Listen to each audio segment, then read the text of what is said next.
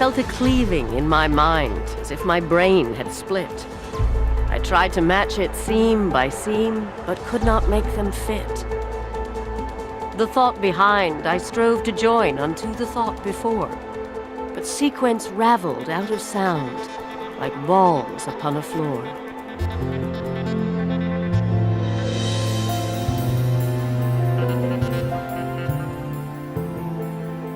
The teenage brain.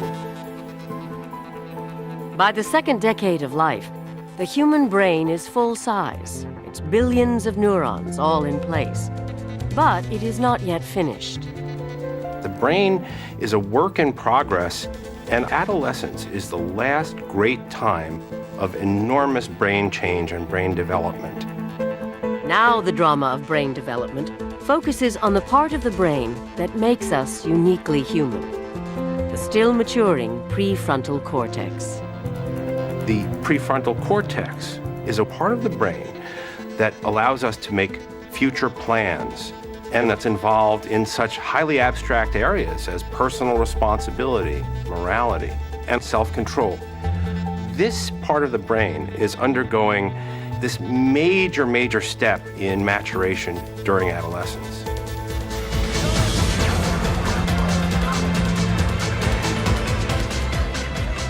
With the part of the brain responsible for reason, judgment, and self-discipline still developing, it is no wonder that the teenage years can be a time of turmoil and confusion.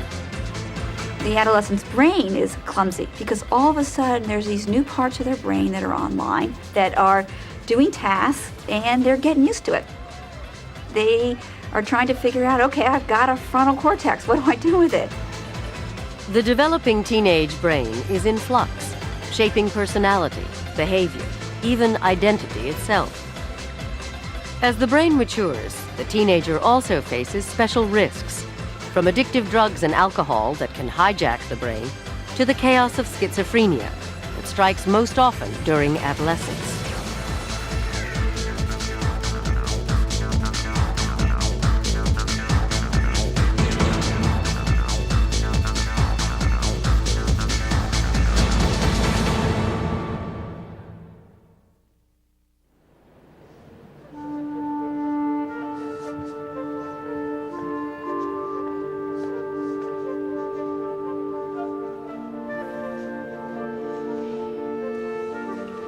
Sometimes the teenage brain fails in ways that challenge even our most advanced understanding of how it works. 2 years ago, Courtney Hale Cook was a senior in high school when he was struck by schizophrenia, a brain disease to which adolescents are particularly vulnerable. You know, I spent, up to that point, I had spent 19 years, with virtually the same personality. And I was very accustomed to it, and I liked it. I liked being me, and all of a sudden it was taken away. He would come up to me and he would say, "Mom, you look like a really old lady today." And he would point to my eyes and he'd say, "You have a black hole here and a black hole there." Or he would describe things as going into tunnel vision so that everything else is black except what was in that small tunnel at the end. When he would open his eyes in the morning, he would see gnats, he would see sparkles, not even with the first thought of the day, just the minute the eyes were open, he would have all these visual disturbances. They're usually in the very center of my vision.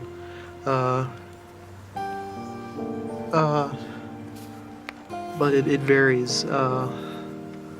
Like now, they're kind of just wherever I see the sky.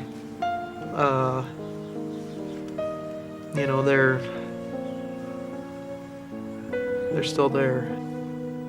I think it took him a number of weeks to come to me and say, "Mom, I've seen this in psych class, and Mom, I'm really terrified. I'm really scared that I have schizophrenia." I felt like I was going crazy. And, I felt like I'm going to be crazy for the rest of my life. It's hard for me to imagine a disease that is crueler than schizophrenia. I mean, when does it begin? You know, in late adolescence and early 20s, just when a family and society have their maximal investment in a young person, just when, you know, they're about to graduate high school or college.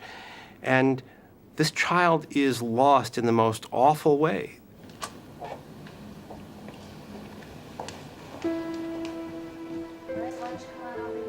At the University of Iowa, Courtney is part of a research study that is investigating how schizophrenic brains function and malfunction. We'll put the bonnet on. Schizophrenia is as complex as the brain itself, and clues to its biology have been stubbornly elusive. Schizophrenia is definitely an enigma.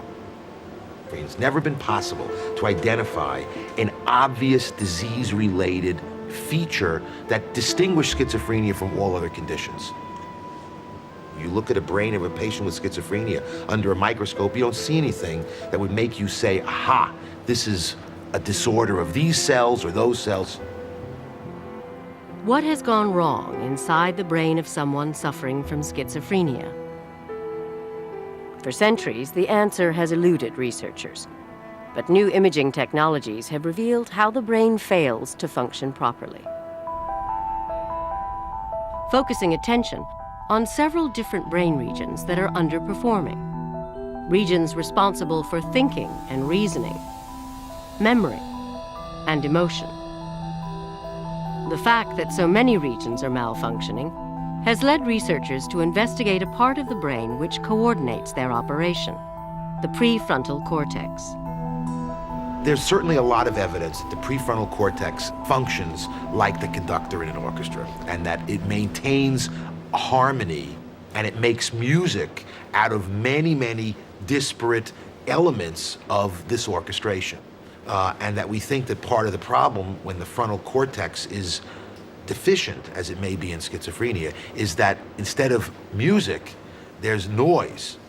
One of the things that happened to me was that I was constantly like stupefied, and I do have a little bit of trouble staying coherent, staying to one particular subject,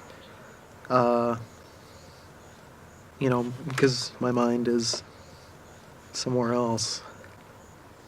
This time I want you to tell me the color of the ink. Ignore what the word says and tell me the ink. Red, blue, brown. Okay? All right. As quickly as you can. Ready? Go. Red, blue, brown, red, green, blue, brown, brown. A poorly functioning blue, prefrontal red, cortex blue, red, makes green, thinking difficult. brown, blue, It is no surprise that many people with schizophrenia don't perform well on a series of tests designed to measure their ability to think and reason clearly. red, blue. Courtney was once a good student, but as the disease progressed, his grades began to drop, and he finally had to put off plans for college.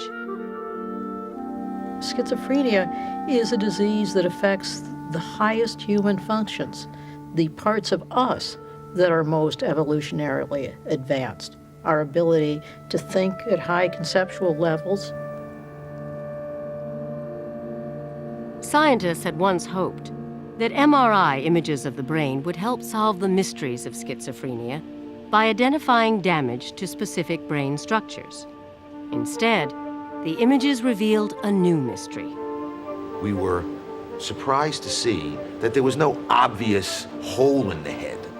But what there was that the ventricles of the brain, which are these centers in the brain that have spinal fluid, water in them, that are just cavities, were slightly bigger in patients with schizophrenia. Why were the ventricles, reservoirs of fluid that cushion the brain's delicate tissue, larger in schizophrenia? The oversized ventricles proved to be evidence that other areas of the brain were smaller. Your skull is made of hard bones that does not expand.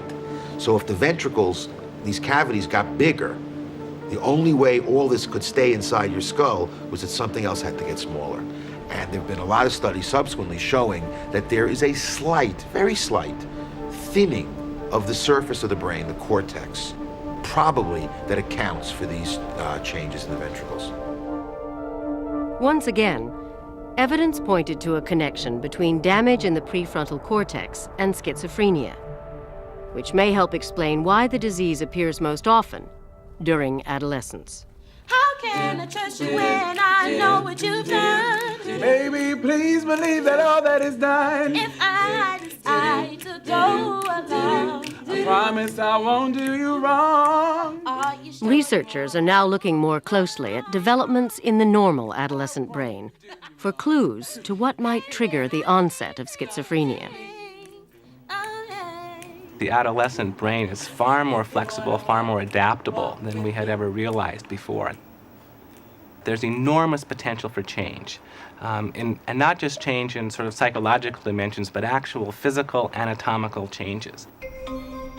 At the beginning of adolescence, the prefrontal cortex goes through a burst of growth as neurons reach out to connect to other neurons, much as they do throughout the brain during early childhood.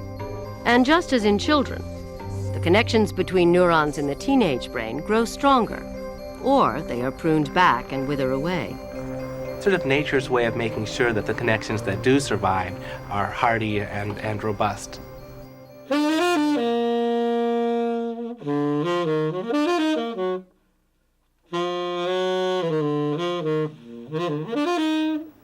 One of the ways the brain seems to try to figure out which connections to keep and which ones to eliminate or prune is based on the activities of the teen. The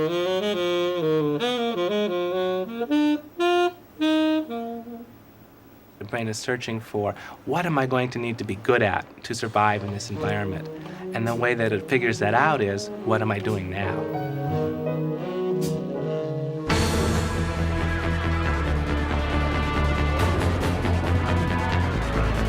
Adolescence could be characterized as a stressful time for the brain. There are chemical changes, hormonal changes, anatomical changes, changes in the expression of genes inside of cells. It's a time of great biological tumult. And the frontal lobe is fighting to adapt to the environment, to deal with all these inner instinctual surges. It's difficult. It's difficult with a frontal lobe that's normal to make it through adolescence. But we believe that patients with schizophrenia don't have a frontal lobe that's normal. We believe it didn't develop normally, probably from early in life. Are there clues to schizophrenia in childhood that may explain the brain's later failure during adolescence? Can the child's brain be hiding within it the seeds of its own later malfunction? Psychologist Elaine Walker is trying to answer those questions by examining the home movies of children who later developed schizophrenia. We were looking for evidence that there was some abnormality in brain function. And of course, one of the best places to look for that in young children is in their motor development. This child only uses one hand to try to catch the ball. This child is showing some unusual posturing of his left hand, hyperextension of his fingers. Normal children develop crawling in a symmetric fashion. This is a very asymmetric crawling pattern, and that is another characteristic that we observed more often in the children who later developed schizophrenia. Walker's observations cannot be used to predict schizophrenia. Although these eccentric movements appear more frequently in children who eventually develop the disease, they can be found in normal children as well. But Walker's study is consistent with the theory that schizophrenia is caused by events in early brain development, even, perhaps, just months after conception.